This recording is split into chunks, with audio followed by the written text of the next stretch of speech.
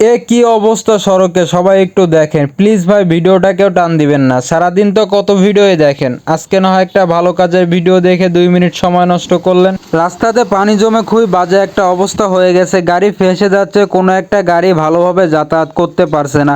Please ভাই, ভিডিওটা সবাই শেয়ার করে সবাইকে দেখার সুযোগ করে দিবেন।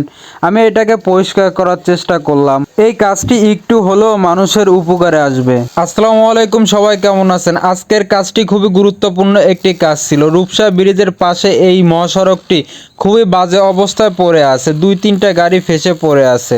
রাস্তাটি বাজে অবস্থায় পড়ে থাকার কারণে গাড়ি চালক ও পথচারীদের যাতায়াতে খুবই সমস্যা হচ্ছে।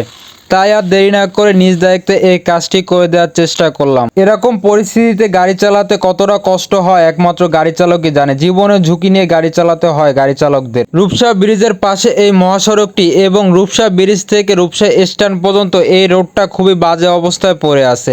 এই রোডটাকে দ্রুত ঠিক করার খুবই প্রয়োজন। এজন্য ভাই প্লিজ সবাই ভিডিওটা বেশি বেশি করে শেয়ার দিয়ে সবাইকে দেখার সুযোগ করে দিবেন। আমরা সবাই চেষ্টা করব আমাদের আশেপাশে একটু খেয়াল রাখার। এভাবে যদি সড়কে পানি জমে থাকে অবশ্যই পরিষ্কার করে দেওয়ার চেষ্টা করব।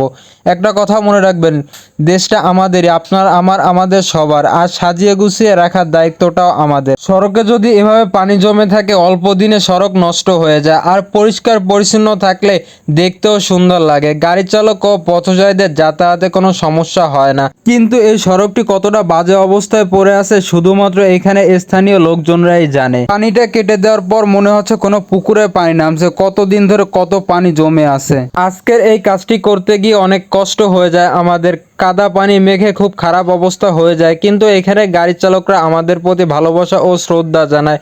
কাজটি যেই দেখে সেই বলে অনেক সুন্দর হয়েছে। আলহামদুলিল্লাহ, পানি নামতেছে। সবাই ভালো থাকবেন, আল্লাহ হাফেজ। দেখা হচ্ছে আবারও নতুন এক মানবিক কাজে।